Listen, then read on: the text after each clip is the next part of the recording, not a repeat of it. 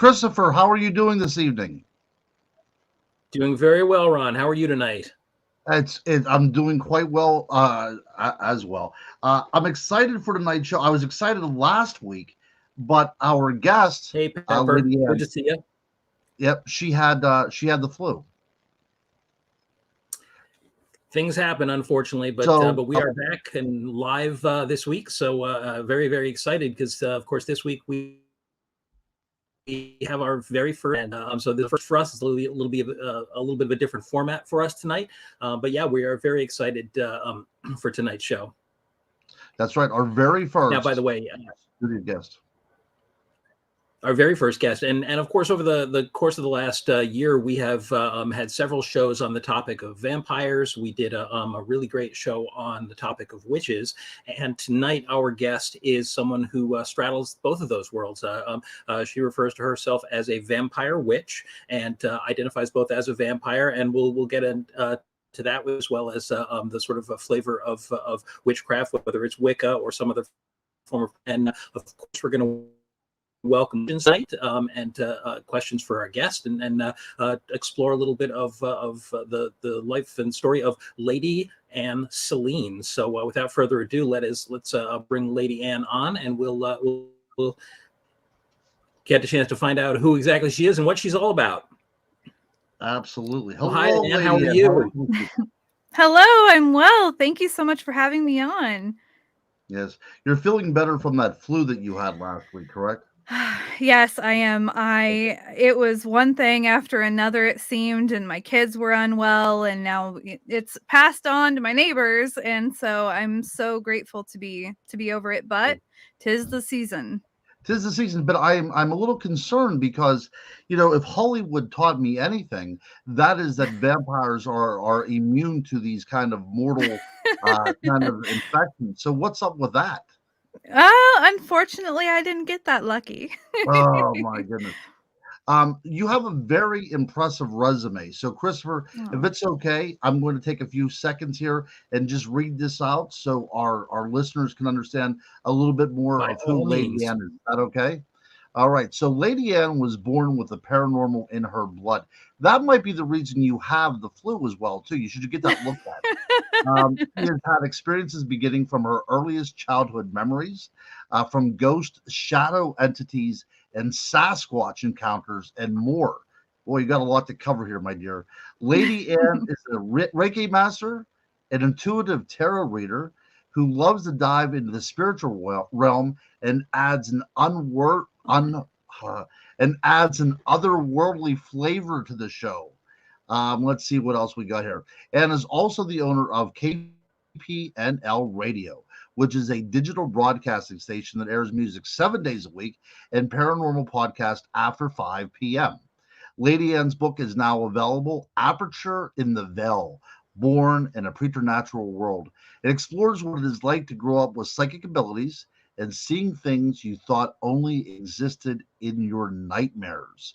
She has also been a guest on many other shows, including Coast to Coast AM. My dear friends and listeners, this is Lady Ann, and I'm glad that you're here, my dear. Oh, it's an honor. Thank you so much. So, at what point in your life did you wake up and say, I'm identifying as a vampire? Oh my How did that gosh. come to Well, be? How did Lady Ann Vampire come to fruition? oh gosh. Well, it's one of those things where you kind of you identify as it, but you don't really realize that that's what the title that you really want to take on. Mhm. And it wasn't until about 2 years ago when I found out that, hey, there are a lot of other people that are out of the coffin, so to speak, and they do identify as this. Um, it was back in 2005, actually, that I spoke to somebody who told me that a vampire culture even existed. And they told me that there were people that actually had fangs, and there were clubs and gatherings, and I was so in awe because I felt like, oh wow, okay, so there's other people out there that are like me. But it was interesting because we talked for quite some time, and then all of a sudden he just he disappeared back in the shadows, so to speak, and I never heard from him again, and I never found anybody else after that that was into any of this stuff until after I got into doing my podcast, The Caravan. And from there, entering into this entire world of the paranormal, I found other people that it's like, no, I identify as a vampire. And everything just kind of fell into place. That's awesome. Now, are you the blood-sucking type of sanguine vampire that I kind of have a fantasy that you are? But no, I'm thinking that you're not, are you? No, I am not a sanguine vampire. Okay.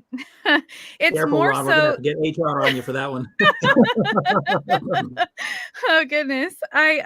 So you hear about people that are like, I guess they would be called energy vampires, and when you hear that word, it's more like, oh, the people that come into the room and they just cause that negativity, and it just kind of sucks all energy out of the room. That is something that is completely different from somebody that's more of a psychic vampire that interacts with like the life force, the chi. Think of Reiki and how you will, with Reiki, you kind of pull the energy down and you're working with that energy and you're giving these healings to people.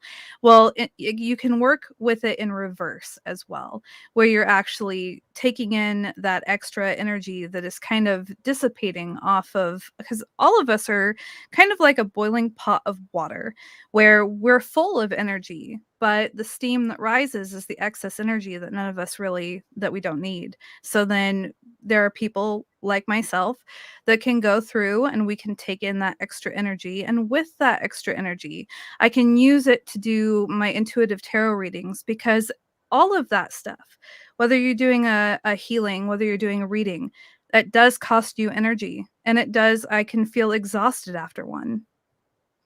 Very cool. That actually makes a great deal of sense to me. I do a lot of public speaking, and Mhm. I've joked frequently that when I'm doing a tour or any kind of a public event, that it's very much like being a vampire, because the response of the people completely determines how I function.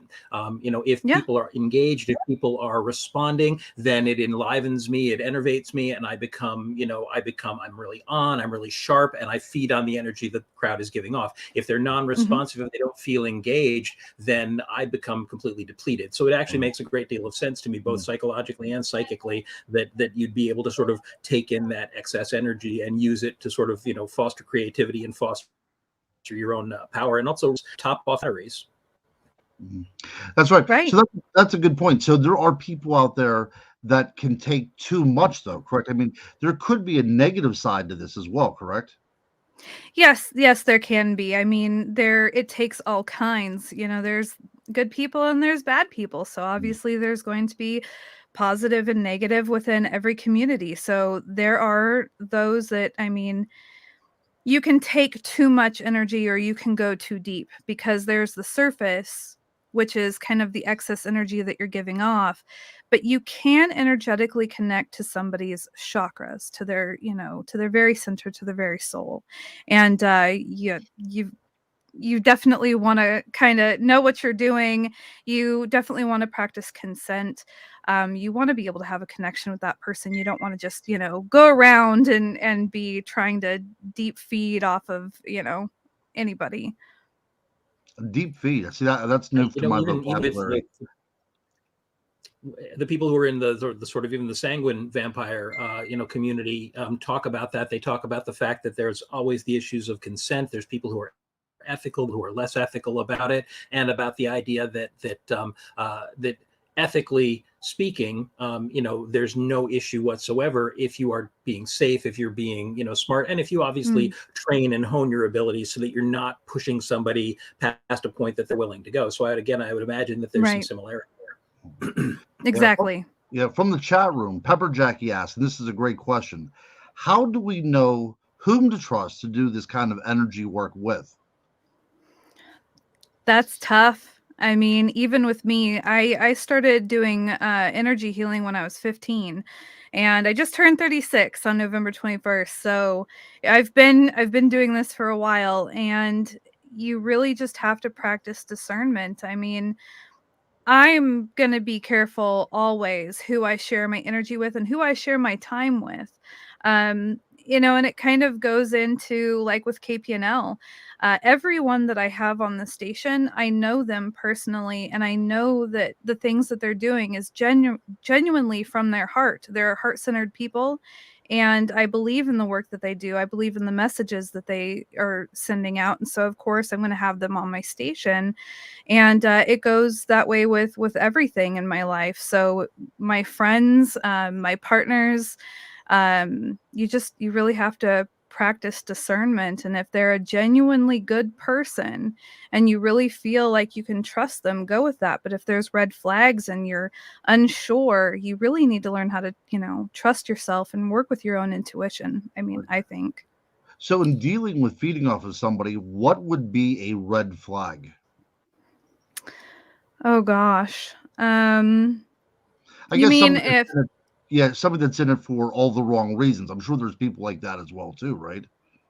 Oh yeah. No, I mean there's people that will go into it and they are just kind of there to it's really hard because I don't go places. I haven't been to any events. I haven't been to any really in-person gatherings. I've really been a solitary person so far in regards to all of this. I've done a lot of kind of book work and stuff, and then personal work with my friends, but to go to any events, I haven't done that yet.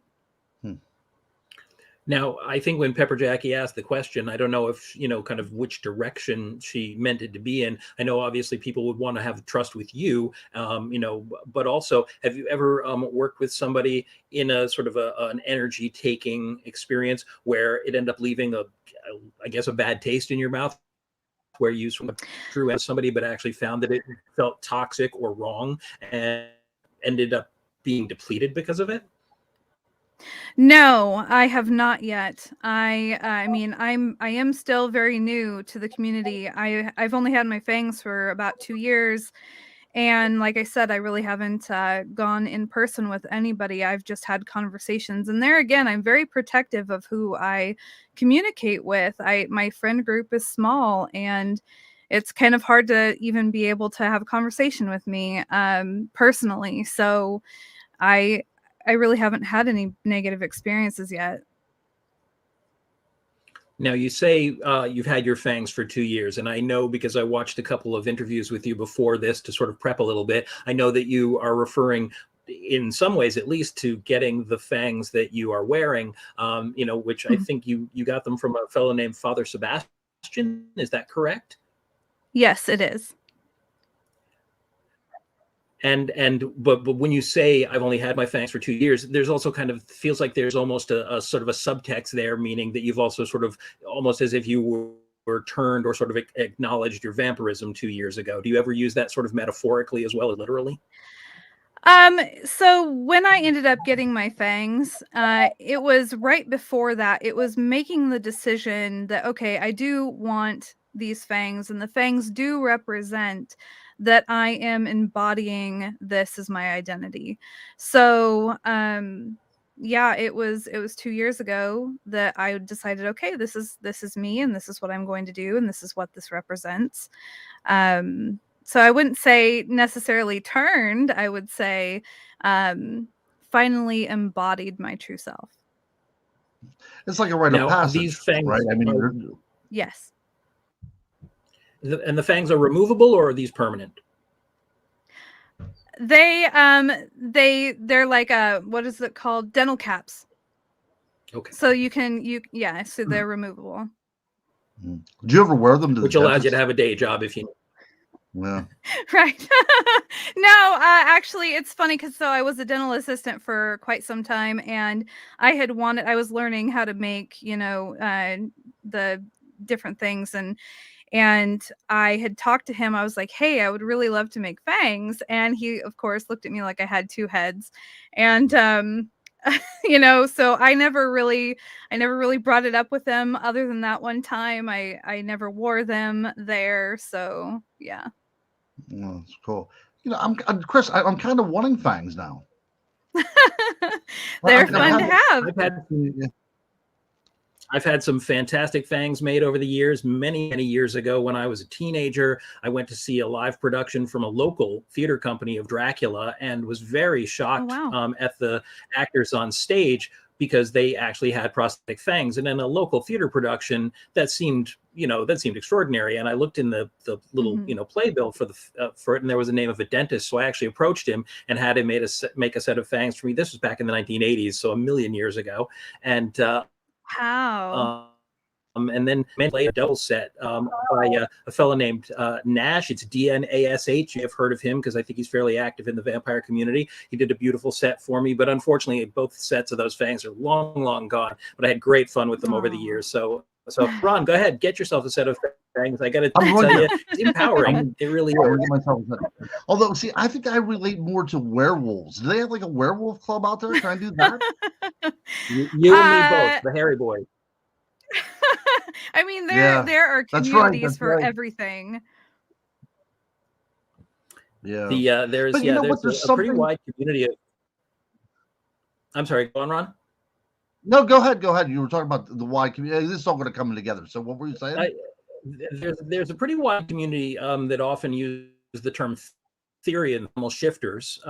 People identify with different sort of animal forms and traditional shape shifting. And so, you know what? I think it's a really interesting subject because there is so much talk these days about identity politics, people identifying in different ways. And it's a subject that, depending on who you're talking to, people respond to it with mockery, people respond to it with confusion or with disapproval. But I think it's extraordinary. It's really extraordinary because these archetypes are very powerful. They're very powerful. There's a reason they've been in our sort of consciousness for millennia. And so I think especially in the 20th century, when so many of these, I mean, the topic of our show, Monday Night Monsters, we discuss monsters in sort of folklore and how they relate to, reality and real. And in the 20th century, so many traditional have sort of flipped the script and become heroic or positive archetypes. And I think tapping into that is a one deal of power behind. I'm 100%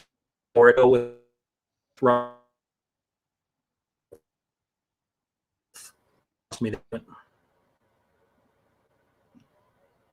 We lost you a little bit there, but yeah, I think what you were saying does make perfect sense. And we talk about the Twilight movies. As much as people had trouble with these sparkling vampires, there was a bit of a change in the cultural outlook on what it means to be the other, right? I mean, even though these are creatures that have to consume life forces in order to live, they still had this sense of um, possible salvation to them, which we've never seen before, right? They can interact with humans, and Right. there's a sense that they can also be very good. They're no longer monstrous. And I think that's what's going on now when we talk about archetypes, and Christopher said it so brilliantly. We're talking about something that's been out there since we began as human beings. And this is just a cultural input that we are defining at this point in our our development. But no, I think that I would like to, although I think I would identify as a werewolf, there's just something about the vampire community that's so gosh darn central. You know what I mean? It's not like you know what I'm talking about. You know what I'm talking about, Right. Christopher. It's much more I think so. hands on, I guess I should say. Yeah. Speaking of hands on or not hands on, because you don't have to use your hands for anything, right, Lady Ann? This is all psychically done, correct? No hands, right? Yes. Right. Okay, so I Right. do have No another hands. question from Pepper Jackie, who I'm starting to become a little concerned about because she's asking some pretty pertinent questions here. So I'm thinking she might have a vampire problem. But she says, "What is the added? Oh, no, I'm sorry, no. How does one protect themselves from energy vampires?" So that's a great question. So say you're walking down the street and Mhm. somebody wants to prey upon you. How do you go Right. about protecting yourself? Honestly, gosh, this goes back into healing group, and one of the very first things that I ever learned are how would you phrase that? Our energetic health is just as important as all of the other health, what we eat and making sure we get enough sleep and all of this kind of thing. You definitely want to. One thing that I learned was that I would surround myself with this white healing energy and this blue flame of protection. And you just really visualize yourself kind of being in a, whether it's a pyramid or if it's a bubble, and these are protective energies that go around you. And it really protects you, it protects your energy. You can project it out as far out as you want it, 50 feet or 100 or just right around you. And it all comes down to intention and your visualizations. Do that before you go to sleep at night, every morning when you get up. That way, as you're going to work, you're protected. While you're there at work, you're protected. You're protected whether you're at the grocery store. You're protected while you're sleeping. I think that it's something that's important to do in general, not just against, psychic vampires or what have you, but just overall. Yeah, very well stated. Very well stated. Another question from Pepper Jackie. What is the attitudes from society, both positive and negative, towards your choice of vampirism? Um, Gosh, it's that's an interesting one. Yeah, because okay, so I live in this paranormal community. We were actually just talking about that. It's one of those things where this has been my life. It's more normal for me to be talking to people about, oh, well, I just saw the shadow entity or the Sasquatch experience that I had, or what have you. Um, so kind of when you're out in the world and all of a sudden you mention one of these things and they look at you like you've got two heads, it's kind of that reminder that, hey, not everybody lives in the same world that you do. So I've had people that they've laughed and they've been like, are you serious? Or I've had people that became fearful and thought a lot of misconceptions in regards to it. A lot of people will think of vampire and they put the word parasite with it, which I don't think. I mean, it meant a lot what you said, Christopher, about being able to understand, like when you're up there and you're speaking and that energy exchange between the audience. I mean, it was perfectly said, and a lot of people, they can't think that way. So it's been negative, but because I do live in the world that I live in, it's also to me, it's been pretty accepted and pretty understood. Right, but you and Christopher also said something earlier, which I think is very interesting as well, because for the first time in vampire tradition, we are talking about consent, because originally this was an act of violence against somebody, right? This wasn't Mhm. something where two parties were agreeing upon an interchange. So I think that has changed as well too, to the point that you're coming to say that I need something from you and you're asking to have it freely given. Now, I would assume also, that being said, that if something is freely given, it's also going to be much more beneficial to the person taking it. Is that a true assumption? Oh, well, yeah, I mean, it would be a pure energy exchange at that point, because I mean, if you're sitting there with somebody and they're kind of reluctant or they don't want that, I mean, you shouldn't proceed at all. But Mm, if you're sitting there with someone and they're like, yes, no, I would love to participate, I would love to help you with that, it's going to be a lot more fluid, it's going to feel a lot different. Yeah. mhm.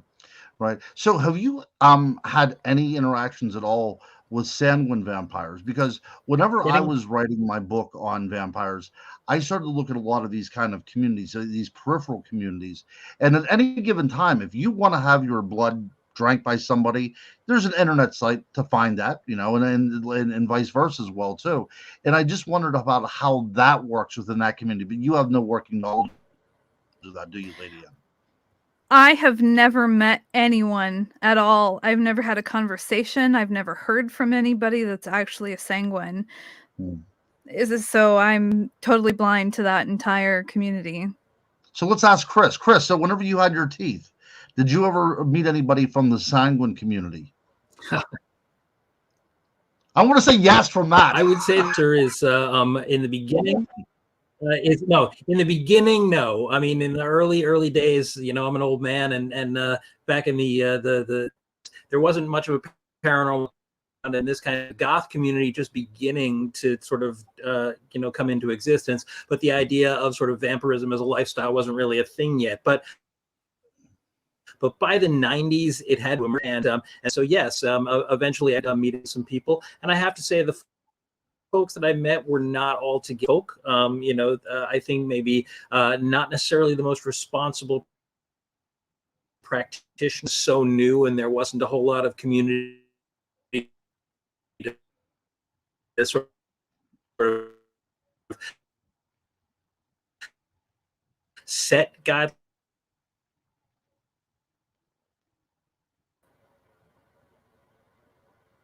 Oh, you're back, Chris. You actually froze up a little bit there.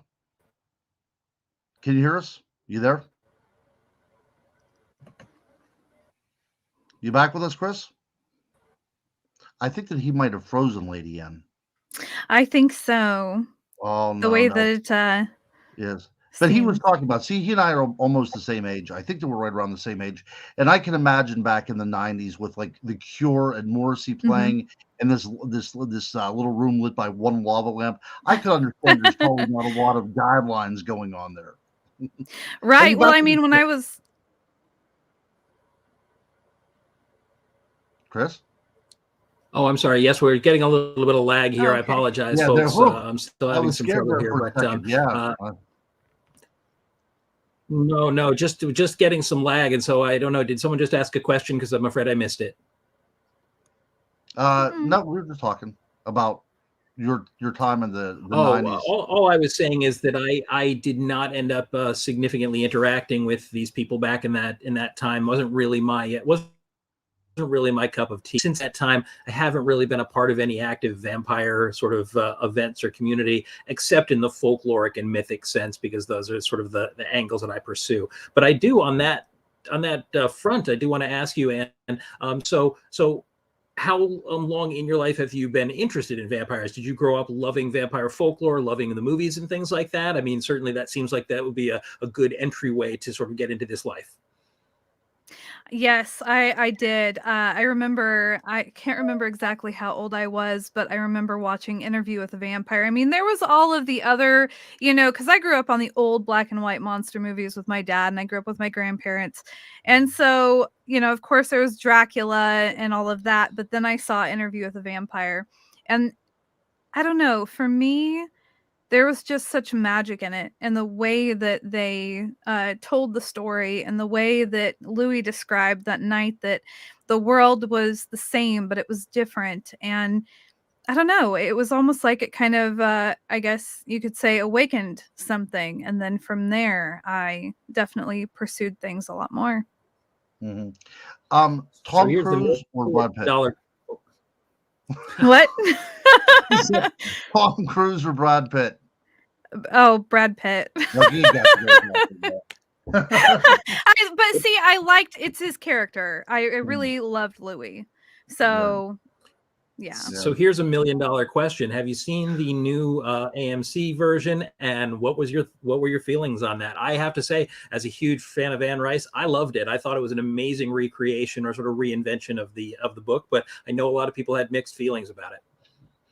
So I have not read the books, and I think that it's really important that people can, when there is something new, if you can try to put aside what you've seen, so that way, because here's the thing, if you don't sit there and put aside your preconceived notions and your love for the other thing, you really could do yourself a disservice, because you're going into it with a bit of an attitude. But if you try to wipe the slate clean and really try to enjoy it as if you've never seen the movie before, as if you haven't read the books, I thought it was absolutely incredible. I loved it. I did too. Big fan, and I can't wait for season 2.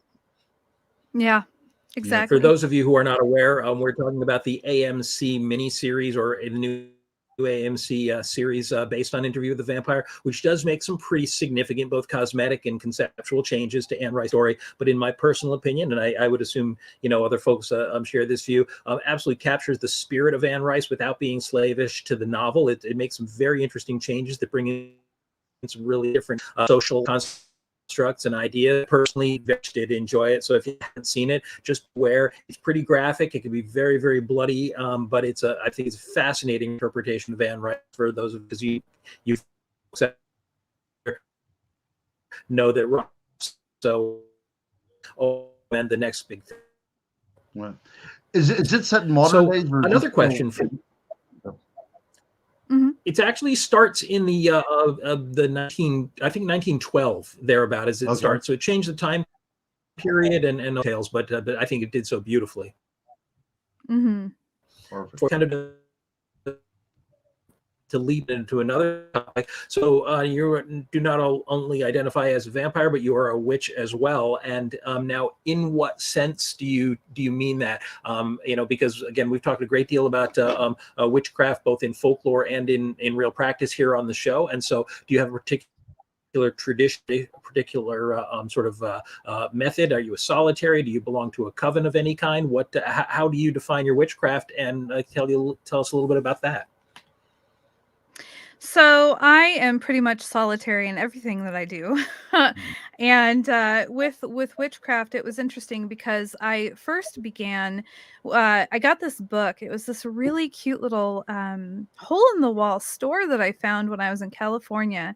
And it had candles, it had music, it had incense and everything. And I found this book. I was just drawn to it. And it said Wicca across the front of it. And so through there, I learned about all these different practices and everything. And I was interested in it, but I didn't feel really called to practice it exactly as it was stating in the book.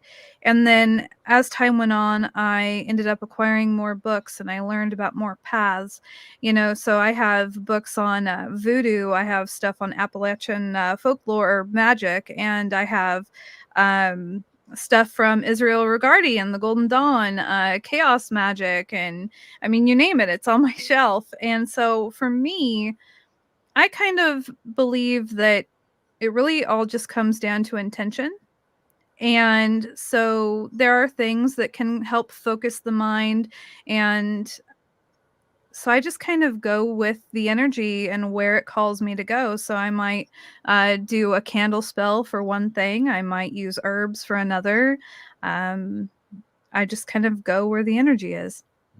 So you're a full-blown eclectic. Absolutely. So that's actually the way I think probably more modern witches and neo-pagans are eclectic than really anything else. I think that there are a lot of wonderful groups that exist out there that belong to a particular tradition or create their own traditions. But I think the eclectic, solitary, or sort of at least sort of point-to-point witch is a little bit more common. We did have, if you haven't looked at any of our back catalog, a couple months back, we did do a really good 90-minute show on sort of the origin and history of witches and how it ties into modern day witchcraft, which you might enjoy. Nice. But no, that's wonderful. Now, do you have a particular author or tradition within Wicca that you are drawn to or that you particularly like in terms of flavor or anything like that? No, I really don't. I'm just kind of, I just like to learn as much as I can. I definitely believe in being the eternal student, and I'm open to suggestions. And yeah. Have you ever done any kind of work with covens who have public events or anything of that kind? No. I will say this much: I'm not to tell you how to conduct yourself, but I would I would highly recommend it if you ever have an opportunity to attend a circle or a Sabbath or something with a group that does do open events, because they can be amazing and again very empowering. And I think especially with your sort of vampiric aspect, being able to tap into the energy around you, I think that you'd be astounded. And it can be a little bit daunting, I think it's very hard sometimes, when we're standing in a circle of people, with a fire burning in the middle or something like that, to not suddenly be taken back to an old Hammer horror movie. But it's an amazing experience, and one that I think everybody should experience at least once. There is a lot of good reason for group work and coven work. And so even if you don't belong to a coven, being able to do that a couple of times, is it can be very, very rewarding. Well, thank you. I appreciate that very much. Absolutely. Yeah, I kind of want to belong in a coven now. I don't have any guys. I don't have teeth or a coven. I feel so out of place. I know. I feel like the kid at the playground and nobody's allowing me to play. Well, you have a home in the caravan. That's right. That's true. That's very true. Yeah. But the thing is, though, several hundred years ago, you would have both been burned at the stake, Lady Ann and you, for multiple reasons. So that's, yeah. There is progress. There is progress, folks. I think a lot, man. I mean, seriously, I was born with 2 toes on each foot together. So my parents did not decide to do anything about it, but I'm sure that would have been seen as a witch mark. So I'd probably have fit in an ashtray by now. That's right. That's right. Oh my goodness.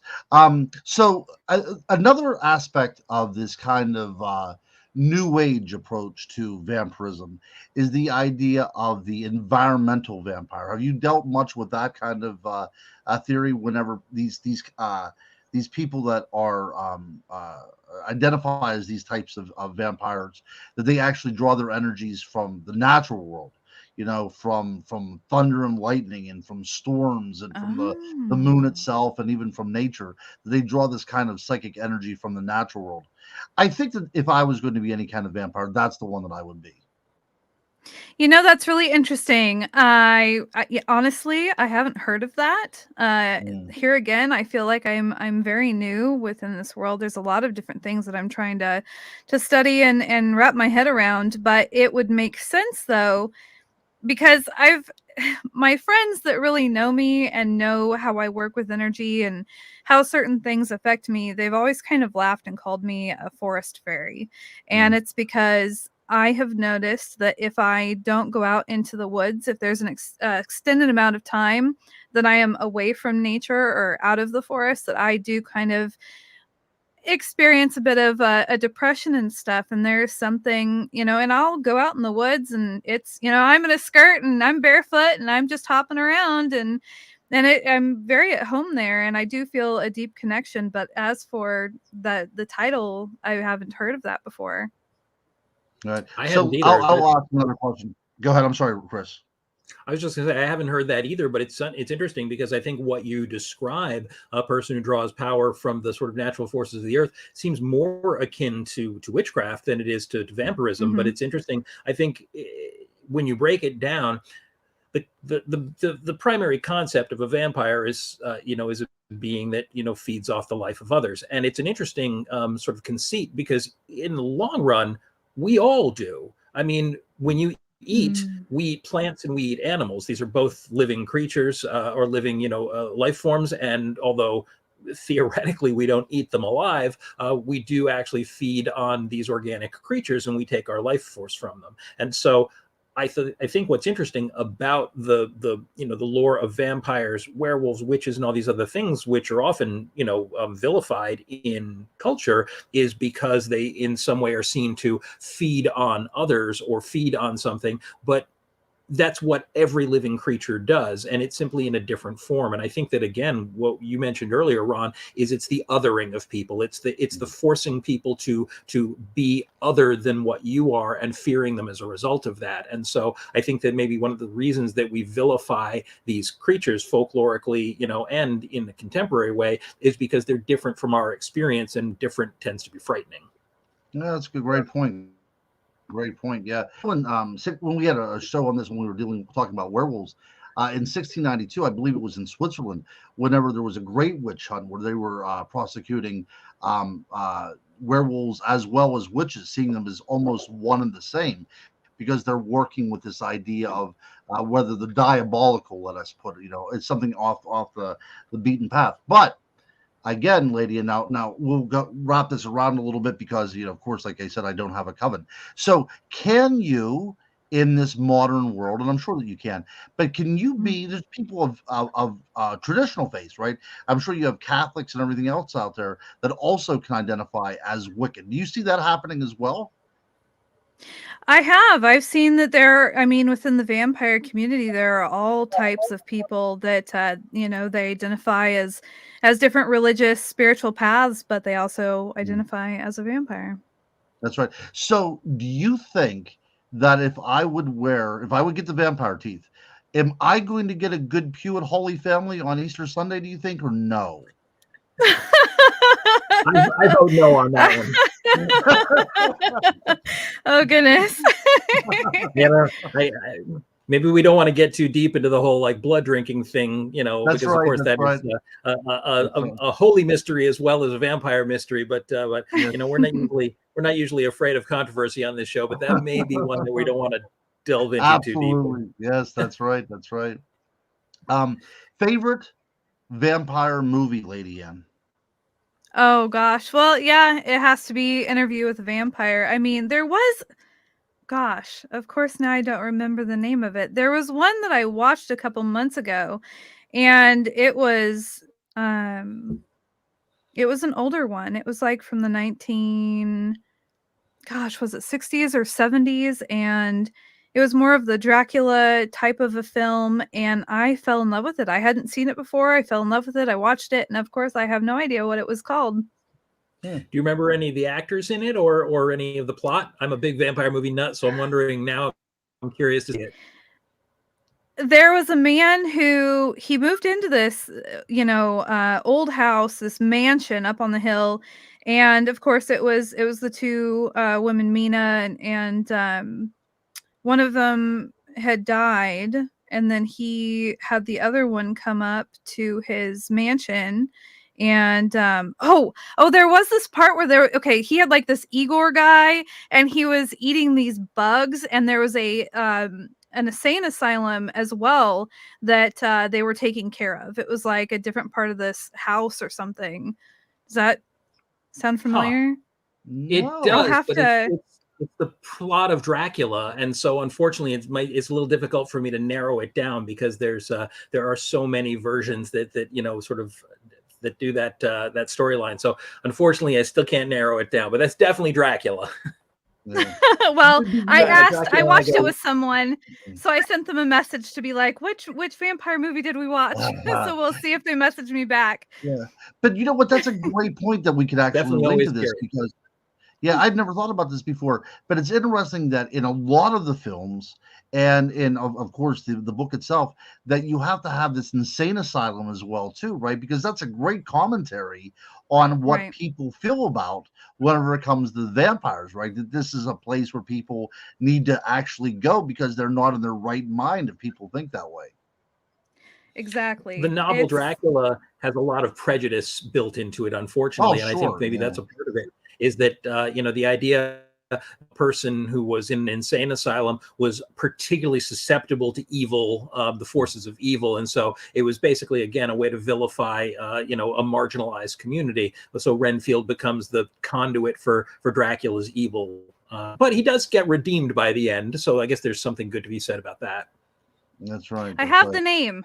Oh. It was Dracula 1979 with Frank Langella. Langella? Yeah, that's right. Yeah, that one.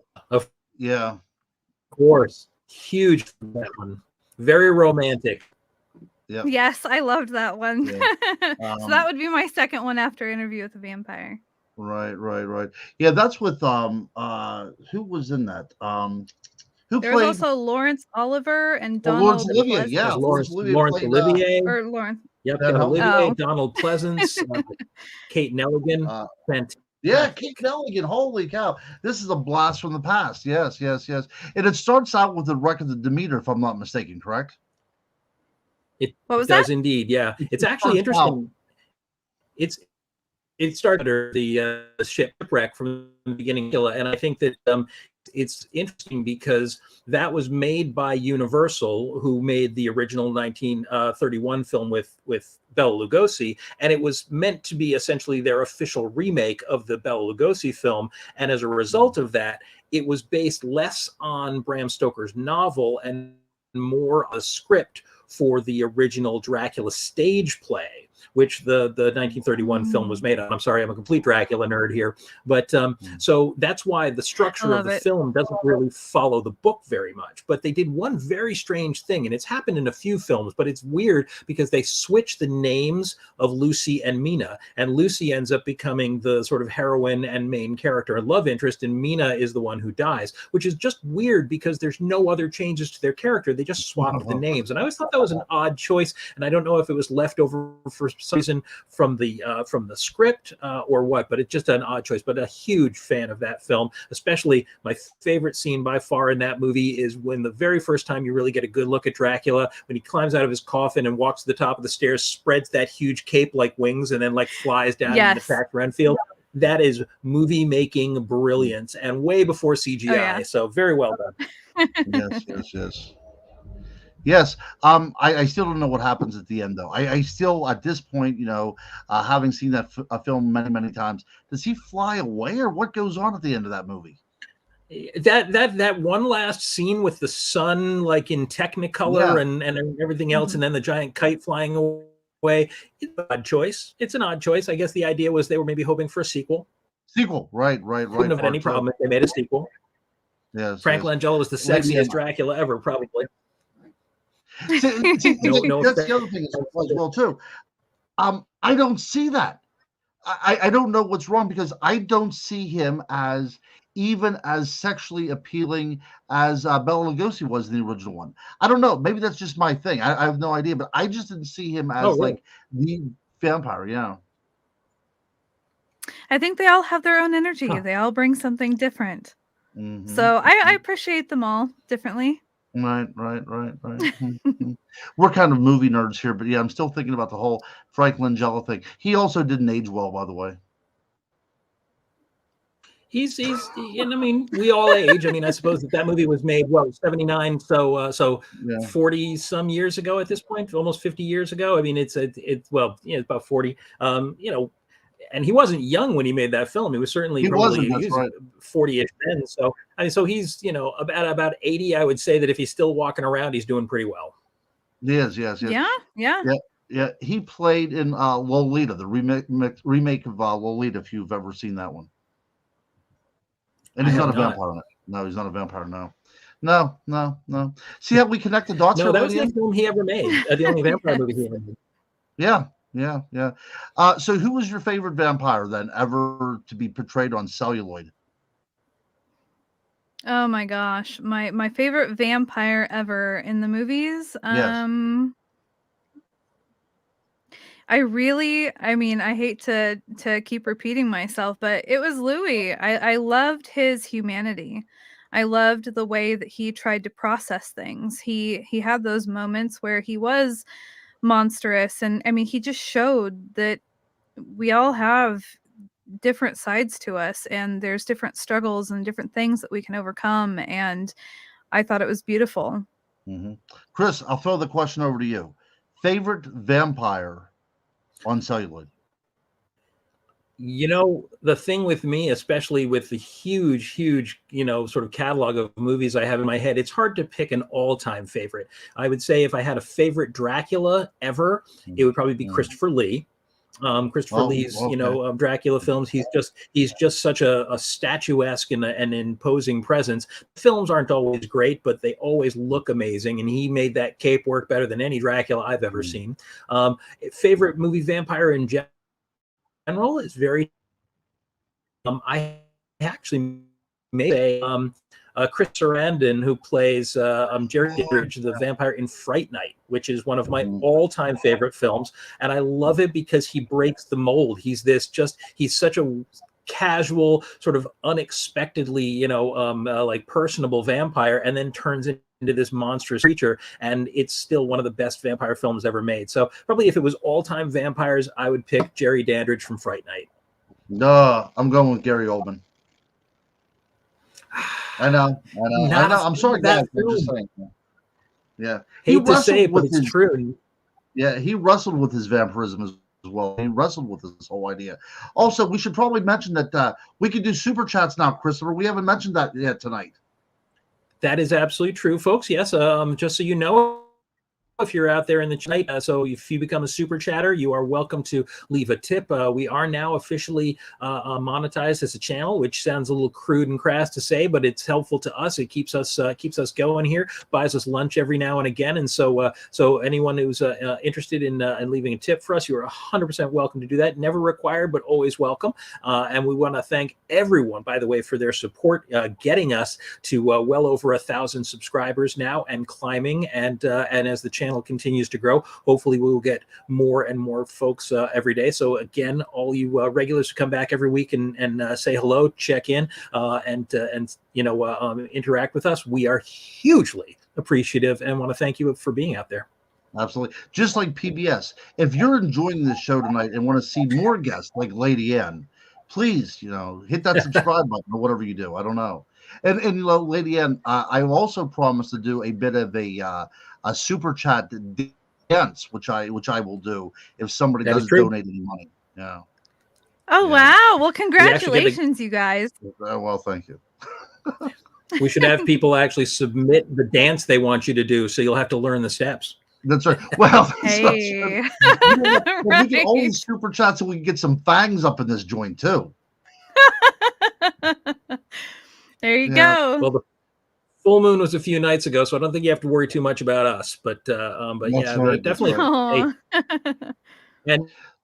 And also, we want to be clear is there's not a.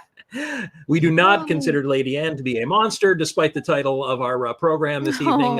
Seems like so far the most personable vampire we've had on the show, which obviously you're our first guest, but even still, I think you can maintain that one. Absolutely. So, Lady Ann, where are you going from here? Say that our studio audience wants to see you in person someplace, and I will tell you, I have actually met Lady Ann in person, and she's even more engaging in her presence than she is here, which is saying a lot. But if somebody wanted to see you, do you have anything coming up? Any book signings? Any conferences? Any lectures? Nothing in person right now. I'm kind of doing the whole underground thing. I've got 2 books that I'm trying to write. And on top of that, KPNL is growing so much. I have more music that I'm trying to get on there. I have new shows, and then, so that is really my baby and takes up a lot of time. And then, of course, there is the Caravan Library of Lore, my podcast, which is kind of it's also becoming a little brand new, and we have some big plans for that involve you, Ron. That's right. Yes. Yeah, I'm excited. Yeah. There's a lot of exciting things going on out there in the world. What can you indulge us a bit and tell us what your 2 books might be about? Yeah, actually, one of them is about my journey into vampirism and how everything that has led up to this point and all the, the emotions behind it, the experiences. The other one is kind of a follow-up maybe to my first book. It's called Paramorphosis. And basically I took the word paranormal, metamorphosis, and I put them together for the title, because what I have learned being in this community is that you can experience one thing and all of a sudden it's kind of taking on this metamorphosis into being something completely different. For instance, in the beginning, you would think, okay, so we have ghosts, right? Then I learned that, okay, are these ghosts, are they spirits from people that have passed on, or is it a time slip? It was something that I never thought of before. And then you have the subject of shadow entities. Are they, something other than a spirit, or could they be a screen memory from ETs? I mean, it's such a rabbit hole. So as I've been going through some of these things, I am trying to document them and kind of compile it all into my second book. Wow, that's awesome. Can you take Where a minute can we and tell us find a little bit about? Yeah, just as I was going to say, tell us a little bit about the current book, which I don't know when this came out, but obviously this one currently available through Amazon.com and probably other locales. But yeah, tell us a little bit about it. Yeah, so my first book actually came out at the end of February, and it is every single paranormal spooky experience that I have had since my earliest memories. So I mean, I have things in there in regards to my first psychic inklings, and seeing the shadow entities, and experiencing I guess it was an ET. There's a photograph of it. Actually, I put it in my book, a photograph that I took. My Sasquatch encounter that one really stood between publishing the book or not, because it was such an intense experience. One that I thought that I would never have. But yeah, so Aperture in the Veil is definitely, it's deeply personal. It has everything that I've experienced in it up to this point. Very cool. Where Now, did you have your Sasquatch sighting? Ohio, which I call now the Oh, land wow. of monsters. Yes. Aw, thank you, Pepper Jackie. I was now, did you thinking, seek out any of these experiences? Were you on the hunt at any time when you had these experiences, or did they all find you? No, they found me. With the Sasquatch one, it was kind of funny because that one, it did start as a ghost investigation, and that was the whole idea and the intention and the energy. And through the spirit box, we were hearing a lot of stuff in regards to the land and the woods. So I thought it would be a good idea to go out into the woods and continue the ghost investigation out there, and I got way more than I expected. could Well, ladies and your gentlemen practice? out there, Sorry, I was just going to ask. Do you oh, think your practicing of witchcraft could have had anything to do with that sighting? Do you think there was some sort of connection there? I you know, I do believe that we experience everything that we do because it's part of our contract for coming here. I believe that we're here to learn unconditional love, and that all the experiences that we have lead us to that point. Um, that's the only thing that I could think of why a lot of these things have happened, because as I've had these experiences, I have also been able to share them. I mean, I have a voice in the community by having a podcast, by writing a book, by having the radio station, and it has really facilitated a lot of healing for others, because as we come and we tell these stories, it empowers other people who are having fear or they're second guessing themselves, and then all of a sudden we tell our stories and now they have the strength to tell theirs, and it's healing. So that's just kind of how I like to look at it. Very well said. Thank it makes a lot of sense.